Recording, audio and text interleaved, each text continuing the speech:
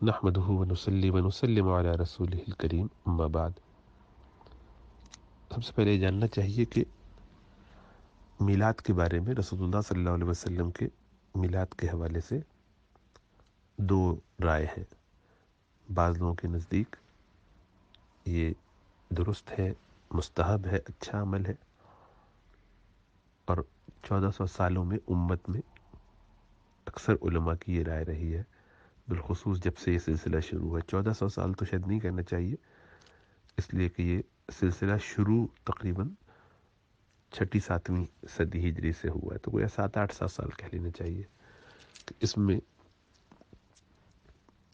علماء کی ایک بڑی تعداد نے اس کے استحباب کی اجازت دی ہے، یعنی یہ کہا ہے، حکم لگایا ہے کہ یہ کام درست ہے، کیونکہ فی نفس ہی یہ دین ہے، رسول اللہ صلی اللہ علیہ وسلم کی محبت کی وجہ سے۔ لیکن ظاہری بات ہے اس کے کرنے کے طریقے اور اس کو کس طریقے سے خاص ایک دن میں متعین کر لینا ہے یا نہیں کر لینا ہے، یا اس کی خاص ایک ہیئت طریقہ کار وضع کر لینا، اور اس میں کچھ چیزوں کو بہت زیادہ ضروری سمجھنا، جو نہ کرے اس پر تان کرنا، چونکہ یہ ایک فکر ہے جو ایک طبقہ ہمارے صوفیہ میں سے اور بعض بریلوی حضرات لے کر چل رہے ہیں، اور انہوں نے اس کو اس اہمیت کے ساتھ کیا ہے، اس میں بہت زیادہ اہتمام ہونے لگا ہے۔ تو اس سے اصل روح جو ہے، وہ جس کی وجہ سے اس کی اجازت تھی یا اجازت دی تھی ان علماء نے جنہوں نے اجازت دی تھی، وہ حب رسول تھا، اور اس کو زندگیوں میں لاتے تھے۔ اب حال یہ ہے کہ یہ ایک نام کی چیز ہو گئی، جو اس میں خرافات ہونے لگی ہیں وہ تو ایسی ہیں کہ ان کو خود بریلوی علماء بھی پسند نہیں کرتے، اور اس کے خلاف لکھتے ہیں، کہتے ہیں، بتانے کی کوشش کرتے ہیں، لیکن عوام تو اپنے طریقے پہ چل پڑتی ہے۔ اب وہ بالکل ایک جہالت کا ایک طریقہ ہے، باقاعدہ انگریزوں کے طریقے پر کیک کاٹے جاتے ہیں، پوری پوری بلڈنگوں کے سائز کے کیک، جہازی سائز کے کیک۔ اس میں پھر لیکن ایک رائے یہ، دوسری رائے یہ ہے کہ یہ طریقہ رسول اللہ صلی اللہ علیہ وسلم سے ثابت چونکہ نہیں ہے، صحابہ کرام نے ایسا نہیں کیا، تو خیر القرون میں یہ عمل چونکہ نہیں ہوا، تو ہمیں ایسے کاموں سے بچنا چاہیے جو وہاں نہیں کیے گئے۔ اور اس میں جو عمومی طور پر دلائل دیے جاتے ہیں، وہ اللہ کے رسول صلی اللہ علیہ وسلم کی حیات مبارکہ کے حوالے سے، کہ آپ نے اپنی پیدائش کی خوشی میں چونکہ روزہ رکھا، اللہ کا شکر ادا کیا، جو ظاہری بات ہے بہت بڑی نعمت ہے ہم سب کے لیے بھی، تو گویا اس سے پتہ چلا کہ پیدائش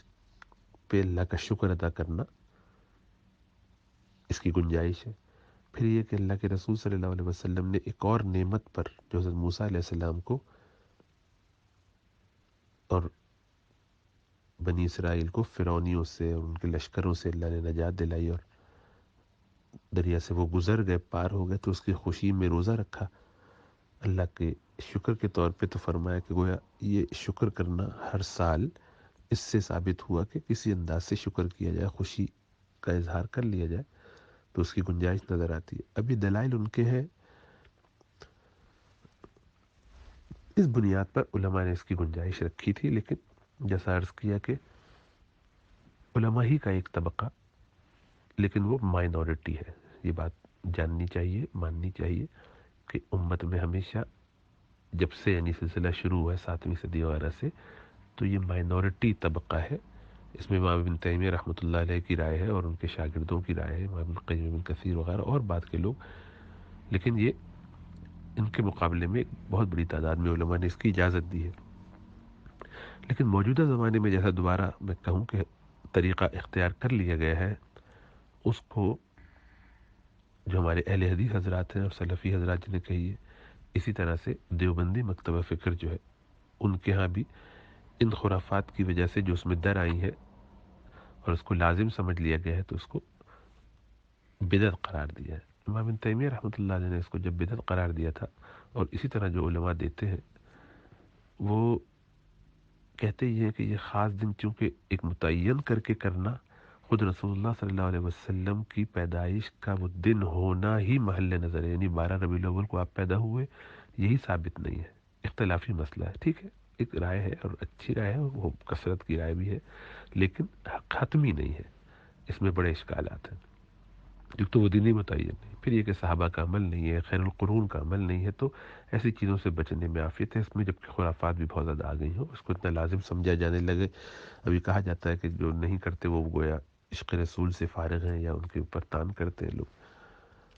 ایک تو یہ ہوتا تھا کہ خالی آپ منا رہے ہیں، دوسروں سے آپ کو کوئی مسئلہ نہیں ہے، لیکن آپ تو اس کے خلاف باقاعدہ جملے کستے ہیں، باقاعدہ تقریریں کرتے ہیں، بیانات میں کہتے ہیں، اور اس کو یعنی معیار بنا لیا ہے محبت رسول کا، عشق رسول کا۔ تو ظاہر بات ہے یہ سب اب تشدد کی وجہ سے جو علماء معتدل ہیں صوفیہ میں اور بریلوی مکتب فکر میں بھی، وہ بھی اب اس کو اس طرح سے کرنے کو پسند نہیں کرتے، منع کرتے۔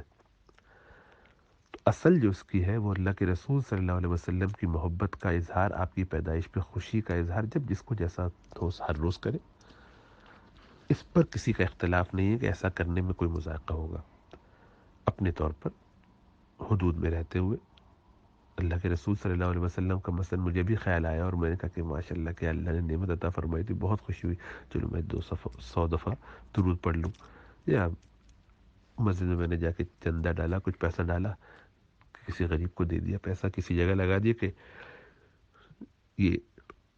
اللہ کے رسول صلی اللہ علیہ وسلم کو اس کا ثواب پہنچ جائے، خوشی کا اپنا اظہار کیا۔ خوشی میں ہدیہ دے دیتا ہے آدمی جیسے کچھ، تو گویا اس کا اجر پہنچا دیا۔ اس پہ کسی میں اختلاف نہیں ہے کہ ایسا کرنا درست ہے اور جائز ہے، لیکن جو کچھ ہو رہا ہے وہ ایسا ہے کہ حقیقت یہ ہے کہ اس میں بہت افسوس بھی ہوتا ہے، پریشانی بھی ہوتی ہے کہ ایک چیز جس کی گنجائش ہو سکتی تھی اس کو ہم نے اتنا خراب کر دیا کہ دوسری طرف سے پھر ری ایکشن میں بھی بہت تشدد ہونے لگا۔ وہاں سے بھی اب گویا جیسا خود لکھنے والے نے، سائل نے، یہ جو پورا ایک بھیجا ہے کہ ہر سال جشن سعودی عرب منایا جاتا ہے جس کا قرآن و حدیث میں کوئی ثبوت نہیں ہے، اس پر کوئی اعتراض نہیں کرتا۔ تو بات یہ کہ پہلے یہ بات تو مناسب اس لیے نہیں ہے کہ ہاں منایا جاتا ہے، لیکن کوئی دینی کام سمجھ کے نہیں منایا جاتا،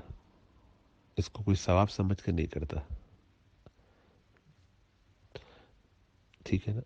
تو اس لیے وہ یہاں بات درست نہیں ہے۔ کہ دوسری بات کہ ہر سال غسل خانہ کعبہ ہوتا ہے جس کا قرآن و حدیث میں کوئی ثبوت نہیں ہے، یہ بات درست ہے کہ ہاں ہر سال ہوتا ہے، اور لیکن یہ ایک ضرورت ہے۔ وہ کپڑا جو سال بھر میں خراب ہو جائے گا، گردآلود ہو جائے گا، اس کو روزانہ بدلنا آسان نہیں ہے، تو اس کا ایک سال میں دن انتظامی طور پر متعین کر دیا گیا ہے، اس میں کوئی قباحت نہیں ہے۔ یہ شریعت کی یہ مسالے ہے، مصلحہ مرسلہ ہے، ایک ضرورت ہے۔ جیسے ہم اپنے درس طے کر لیتے ہیں کہ بھئی پیر کو کریں گے مثلاً یا جمعرات کو کریں گے، وہ انتظامی طور پر کیا جاتا ہے، کوئی اس کو لازمی فرض نہیں سمجھتا، کوئی یہ نہیں سمجھتا کہ بڑا اہم اس طور پر ہے کہ اگر اس دن نہیں کیا تو کسی اور دن نہیں کر سکتے، بس وہ ایک ترتیب بنا لیے۔ تو انتظامی طور پہ ایسا کرنا، مثلا ہم بخاری کا درس 8 بجے کریں گے اور مسلم شریف کا درس 11 بجے کریں گے، بیچ میں ترمذی کا کر لیں گے اور اس میں گھنٹے سوا گھنٹے کا، وہی سب انتظامی چیزیں، اور روزانہ ایسے ہی کریں، ساری زندگی ایسے کریں، اہتمام کریں، لیکن ایسا التزام کہ اس کو یہ حق سمجھنے لگے، اس کے علاوہ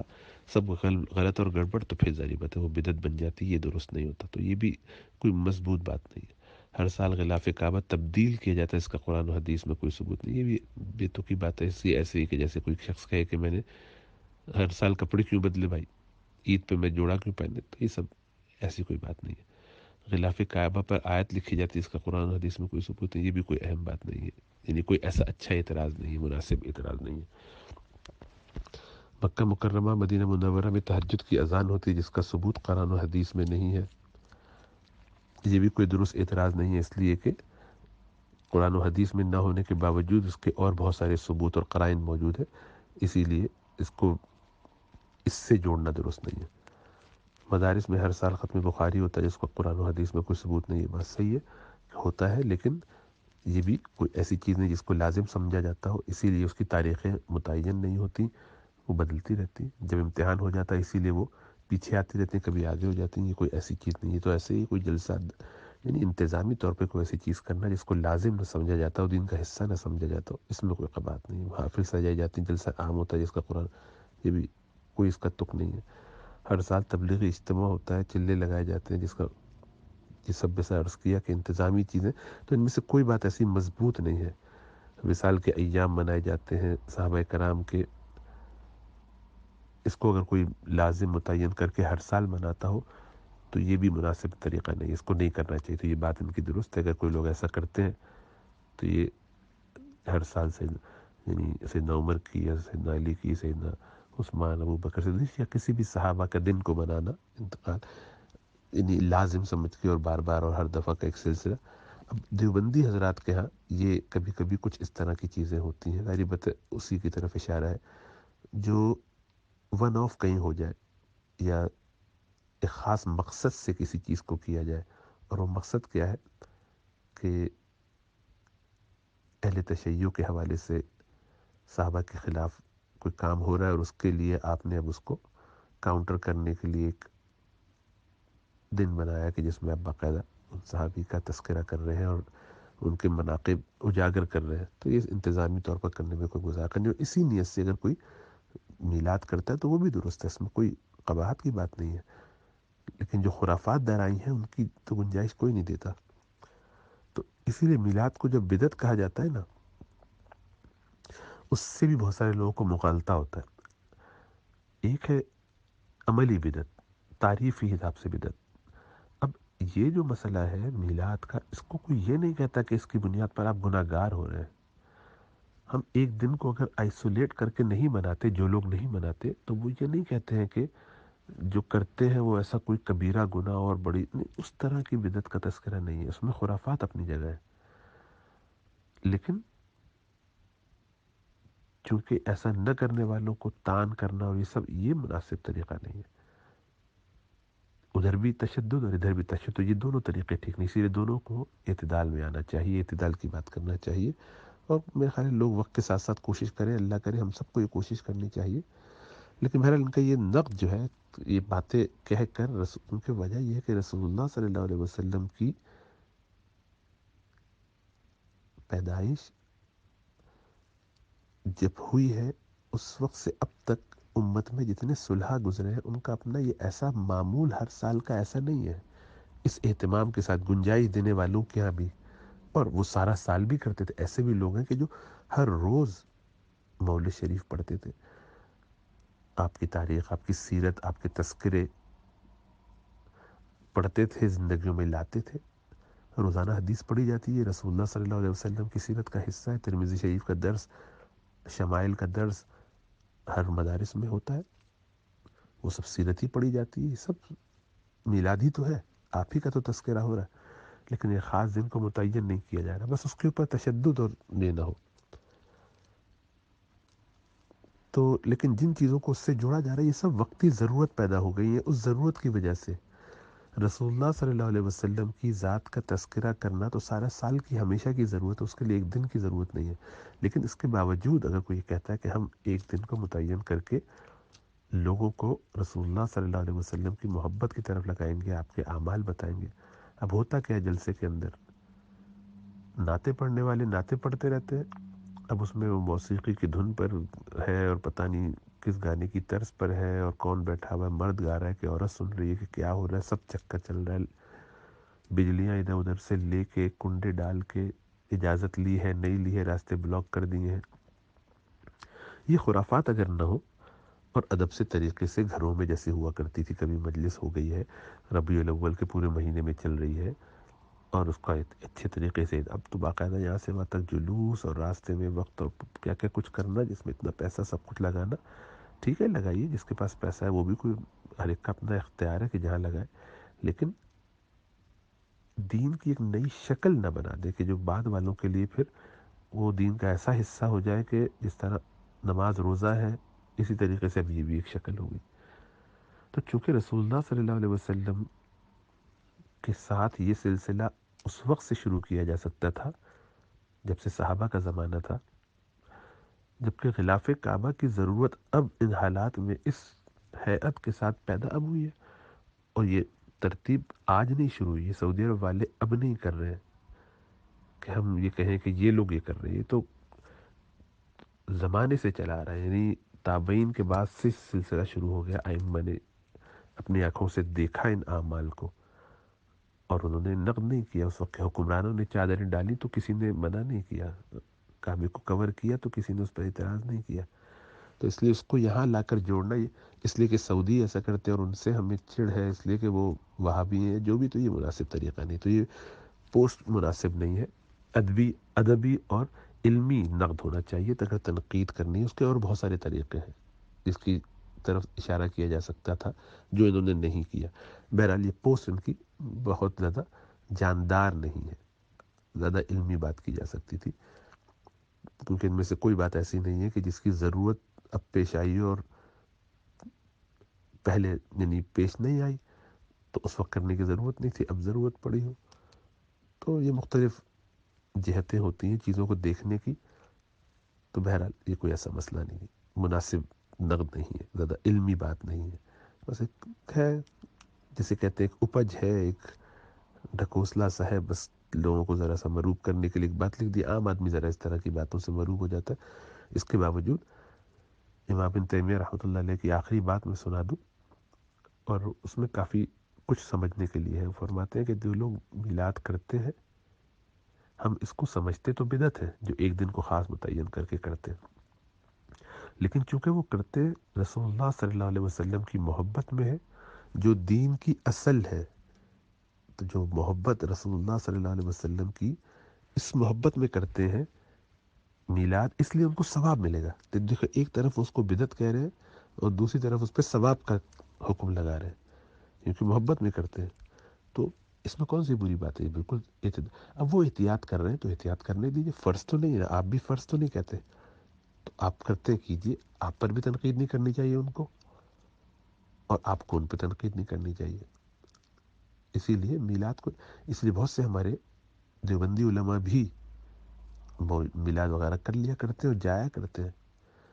مکہ میں تو دیوبندی اور بریلوی مل کے پورا مہینہ میلاد کرتے ہیں۔ میں خود ایسے لوگوں سے مل کے آیا اور بات چیت کی اور معلومات ہوئی پرسنلی دیوبندی حضرات سے بھی۔ عبدالحفیظ مکی صاحب رحمۃ اللہ علیہ وہ سارا سال بتا رہے تھے کہ وہاں پر ہمارے یہاں سے کوئی نہ کوئی جاتا ہے، مل کے یہ کرتے ہیں میلاد کا سلسلہ، یہ روزانہ رات کو پڑھتے ہیں میلاد شریف کی کوئی کتاب لے لیتے ہیں، اس میں سے کچھ پڑھتے ہیں، کچھ نعت وات پڑھ لیتے ہیں، ساتھ کھانا کھاتے ہیں، جو بھی ذکر کرنا ہوتا ہے ملاقات ہو جاتی ہے، مجلس یعنی ہوتی ہے، یعنی پورا سال سعودی عرب میں۔ تو ایک خاص دن جہاں ایسا کرنا ہے ویسے بھی کر لیتے ہیں، تو یہ ایک فقہی مسئلہ زیادہ ہے، اس کو اتنا عقیدے کا اور حرام حلال اس درجے میں نہیں بنا لینا چاہیے کہ دونوں طرف سے لڑائیاں جھگڑے شروع ہو جائے۔ اس لیے اس پر زیادہ کوئی نقد کرنا، یہ سب بیکار کی باتیں، بچنا چاہیے۔ ہاں بس اس کے طریقہ کار پہ کہا جائے کہ اس میں اصلاح کر لو، اس کو بہتر کرنے کی کوشش کرو۔